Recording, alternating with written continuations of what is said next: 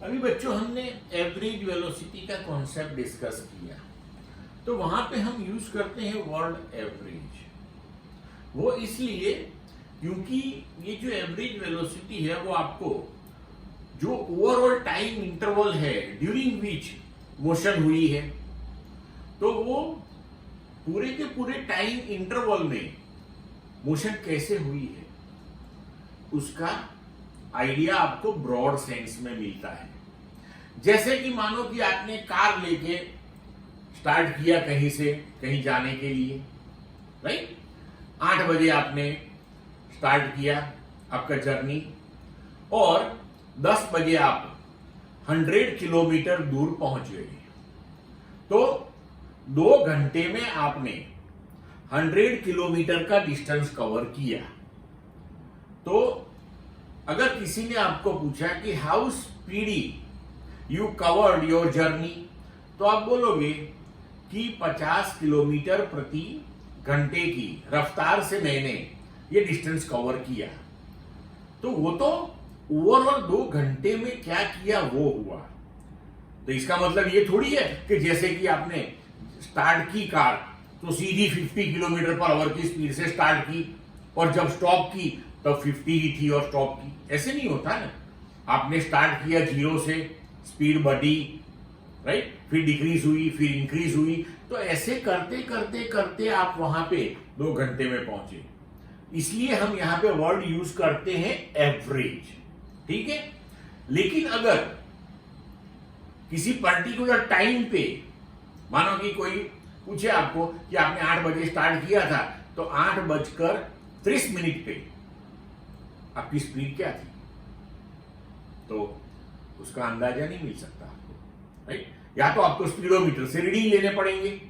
हाँ, स्पीडोमीटर आपको instantaneous speed दिखाता है। तो ये इंस्टेंटेनियस स्पीड का जो हम कॉन्सेप्ट अब डिस्कस करेंगे वो आपको किसी पर्टिकुलर टाइम पे, किसी पर्टिकुलर इंस्टेंट पे स्पीड क्या है वो समझाती है, ठीक है। तो अभी देखते हैं instantaneous velocity and instantaneous speed. तो instantaneous velocity and instantaneous speed ये फाइंड आउट करने के लिए 3 डिफरेंट मेथड्स है, राइट। तो पहला मेथड है instantaneous velocity from x versus T graph. तो मानो कि कोई ऑब्जेक्ट मोशन में है, तो उसकी मोशन जो है वो मैथमेटिकली x = 0.08 t³ इस इक्वेशन से एक्सप्लेन होती है। ये इक्वेशन कैसे बनते हैं और कैसे प्रिपेयर करके इसको लिखना है वो आपको टेंशन लेने की जरूरत नहीं है। इक्वेशन ऑफ मोशन वो हमेशा आपको दिए होंगे, वो आप टेंशन मत लो, ठीक है। तो अगर इस इक्वेशन के हिसाब से मोशन हो रही है किसी ऑब्जेक्ट की, तो इसका हम ग्राफ प्लॉट करेंगे। तो x वर्सेस t का ग्राफ जो है वो ऐसे कर्व आएगा, बराबर। अभी मानो कि हमें एग्जैक्टली 4 सेकंड पे वेलोसिटी क्या थी ये फाइंड आउट करनी है, ठीक है। तो हमारे पास तो एज पर डेफिनेशन क्या चीज है कि x2 - x1 divided by t2 - t1 वो हमें वेलोसिटी देता है। तो यहां पे हम क्या करते हैं कि एक पॉइंट P2 ले लिया हमने 5 सेकंड वाला, एक पॉइंट P1 ले लिया 3 सेकंड वाला। मतलब कि हम टाइम इंटरवल ऐसे लेते हैं कि हमें जो टाइम पे वेलोसिटी फाइंड आउट करनी है वो यहां एग्जैक्टली इन दोनों के बीच में हो, राइट। फिर हमने P1 to P2 एक स्ट्रेट लाइन प्रिपेयर किया, ठीक है। अभी ये जो स्ट्रेट लाइन हमने प्रिपेयर किया उसका अगर हम स्लोप फाइंड आउट करेंगे तो वो हमें वेलोसिटी देगा, लेकिन वो एवरेज आएगी। वो क्या आएगी? एवरेज। तो अब हम क्या करेंगे कि टाइम इंटरवल को थोड़ा छोटा बनाते हैं। ये 3 to 5 जो हमने लिया तो उसमें हमने इंटरवल रखा 2 सेकेंड का। अब हम मानो कि इंटरवल करते हैं 1 सेकेंड का, मतलब कि 4 से 4.5 और 4 से लेस 3.5, मतलब 3.5 एंड 4.5 का इंटरवल हो गया 1 सेकेंड। तो 1 सेकेंड के लिए इंटरवल के लिए हम 2 पॉइंट यहां ग्राफ पे लेते हैं, 3.5 वाला Q1, 4.5 वाला Q2। अगेन उसको ज्वाइन करेंगे, स्लोप फाइंड आउट करेंगे और वेलोसिटी गिनेंगे। अगेन वो एवरेज वेलोसिटी आएगी। तो यहां पे देखो, लेकिन एक चीज आप देख सकते हो कि जैसे आप टाइम इंटरवल स्मॉल बनाते हो तो ये जो लाइन है, स्ट्रेट लाइन अपनी, वो P के नजदीक जा रही है। तो अगर ऐसे हम smaller smaller smaller smaller time interval लेते लेते लेते लेते P पॉइंट की आजू बाजू के दो वेरी क्लोज पॉइंट्स कंसीडर कर ले, वेरी क्लोज, और अगर हम स्ट्रेट लाइन प्रिपेयर करेंगे तो that will be almost a tangent at P। अब किसी भी कर्व को आप किसी भी पॉइंट पे अगर टेंजेंट प्रिपेयर करते हो तो वन एंड ओनली वन होता है वो। इसका मतलब कि अब हम ये P के पास जो टेंजेंट प्रिपेयर किया, if we find out the slope of that tangent then you will get the instantaneous velocity, मतलब कि exactly at that point velocity क्या है। क्लियर? लेकिन ये जो मेथड है वो काफी टीडियस मेथड है, राइट?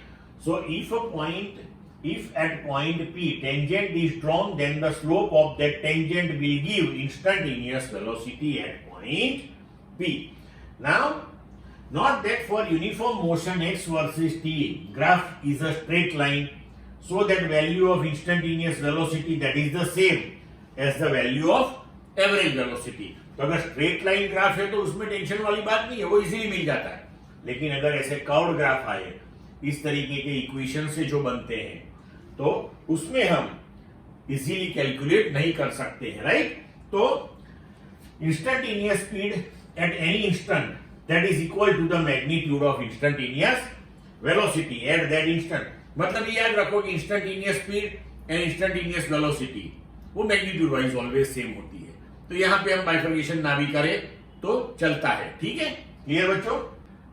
अभी हम दूसरा मेथड डिस्कस करते हैं इंस्टेंटेनियस वेलोसिटी फाइंड आउट करने के लिए। तो instantaneous velocity numerically from x versus t relation. अब इसका कॉन्सेप्ट जो है बड़ी सिंपल है। मानो कि मैंने अभी आपको एग्जांपल दिया था कि 8:30 पे आपकी स्पीड क्या है, राइट? तो अगर आपको पता है कि 8:20 से लेके 8:40 तकरीबन ये 20-30 मिनट तक आप कांस्टेंट वेलोसिटी से, आपको हाईवे क्लियर मिल गया और आप कांस्टेंट वेलोसिटी से चल रहे थे कि भी 80 किलोमीटर पर आवर, तो आप इसीलिए बोल दोगे कि मेरी स्पीड एग्जैक्टली 8:30 को इतनी थी। तो ये कॉन्सेप्ट है कि टाइम इंटरवल हम लेंगे पर्टिकुलर, अगर उसमें स्पीड कांस्टेंट आई तो हमारा जो पर्टिकुलर इंस्टेंट ऑफ टाइम है उसको हम उसके बीच में रखेंगे, तो उस टाइम पे वही स्पीड होगी, राइट? तो ये कॉन्सेप्ट से यहां पे डिस्कस करेंगे। देखो, अभी हमारे पास रिलेशन तो है कि x इक्वल टू 0.08 t³। तो अब हम यहां पे क्या करेंगे कि मानो कि हमें t इक्वल टू 4 सेकंड पे एग्जैक्टली वेलोसिटी फाइंड आउट करनी है, राइट? तो हम delta x by delta t वो इस तरीके से कैलकुलेट करेंगे कि जितना हो सके उतना 4 सेकंड के क्लोज ले जाएंगे इसको। देखो कैसे कैलकुलेशंस करेंगे। मानो कि पहले हमने ये 2 सेकंड वाला टाइम इंटरवल ले लिया, ठीक है? 2 सेकंड वाला, ओके? मतलब कि 4 सेकंड पे हमें कैलकुलेट करना है, तो हम एक टाइम 3 सेकंड और दूसरा टाइम 5 सेकंड ले लेंगे, तो इंटरवल हो गया 2 सेकंड। अब हम क्या करेंगे कि ये जो इक्वेशन है उसमें t की वैल्यू 3 सेकंड रखेंगे और x कैलकुलेट करेंगे।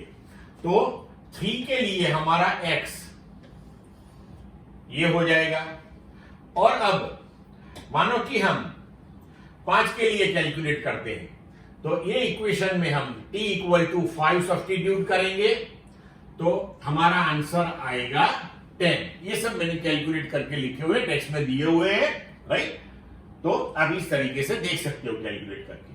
तो अभी देखो कि टाइम इंटरवल क्या हो गया अपना, तो कि 5 - 3, तो 2 सेकंड का टाइम इंटरवल हो गया। अभी ये जो 2 सेकंड है उसमें डिस्प्लेसमेंट क्या हो गया अपना, तो 10 - 2.16, तो ये हो गया 7.84। और अब हम ये दोनों का रेशियो ले ले, मानो कि तो ये डेल्टा x अपना और ये अपना डेल्टा t, तो ये दोनों का अगर रेशियो ले लिया तो वैल्यू मिली 3.92। तो अब ये टाइम इंटरवल जो हमने यहां पे 2 सेकेंड जो बढ़ा लिया, वो हमारा कॉन्सेप्ट ये है कि अब टाइम इंटरवल छोटा छोटा छोटा छोटा करते जाएंगे, smaller and smaller, smaller and smaller, smaller and smaller.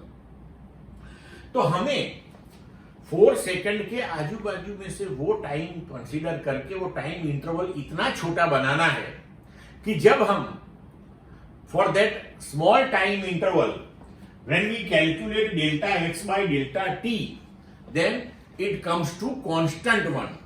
So in that particular time interval, if your velocity is constant, then आपका टाइम वो तो ये दोनों के बीच में है, तो आप बोल सकते हो कि वो टाइम पे भी वेलोसिटी यही है।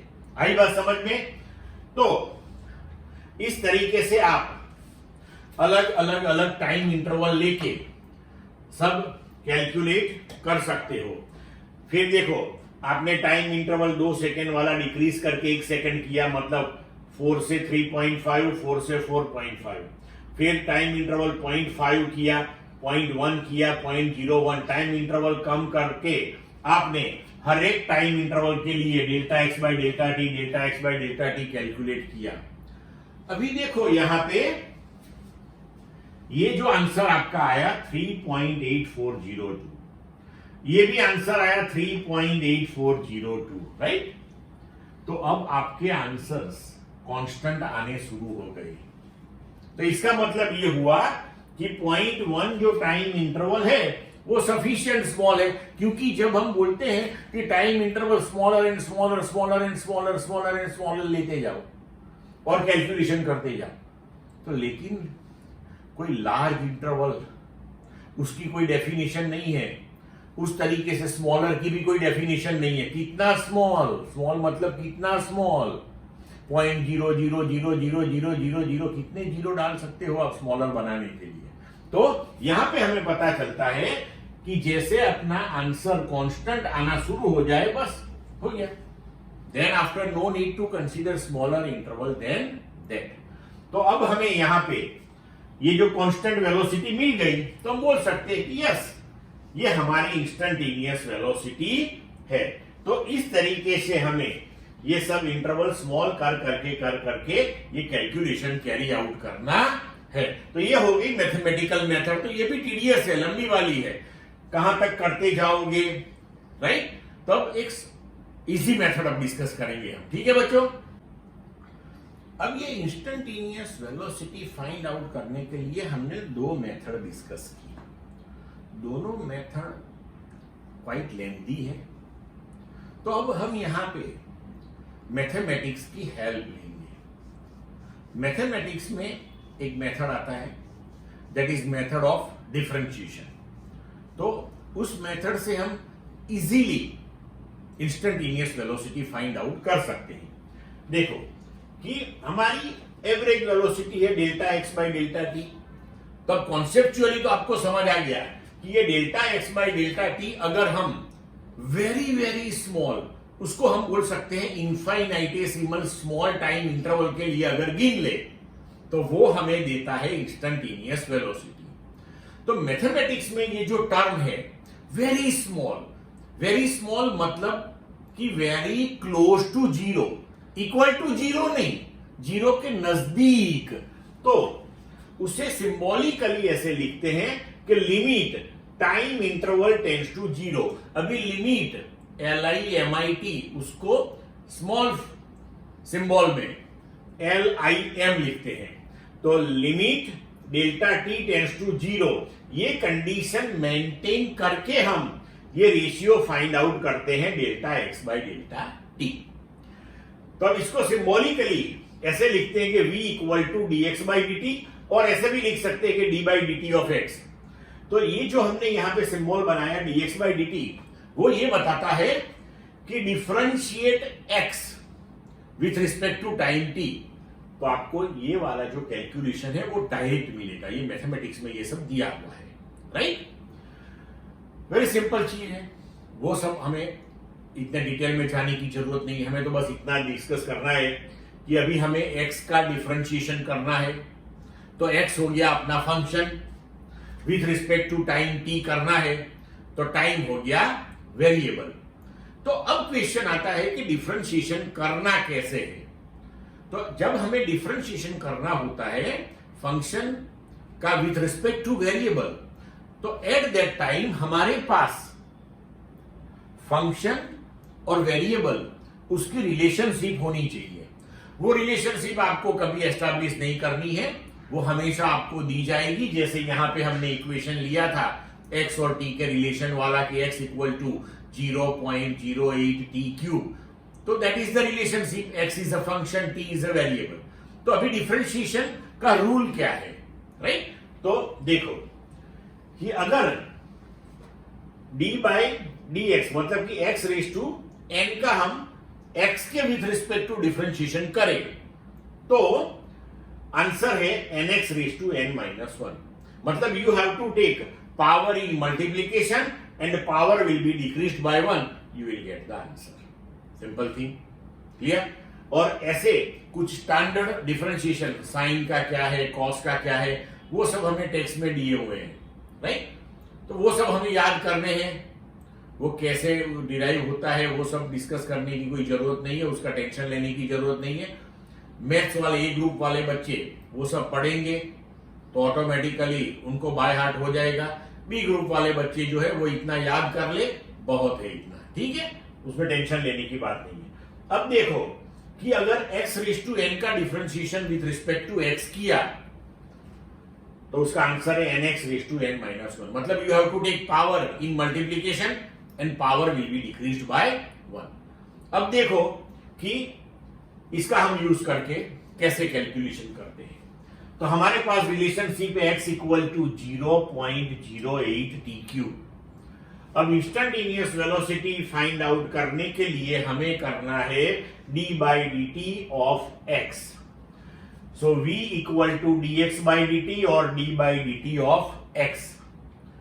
तो अभी x की वैल्यू सब्स्टिट्यूट करो, तो d by D T 0.08 into T cube. 0.08 constant है, उसको हम बाहर ले लेंगे। अभी देखो तो 0.08 बाहर ले लिया, तो अभी ये हो गया d by D T of t cube.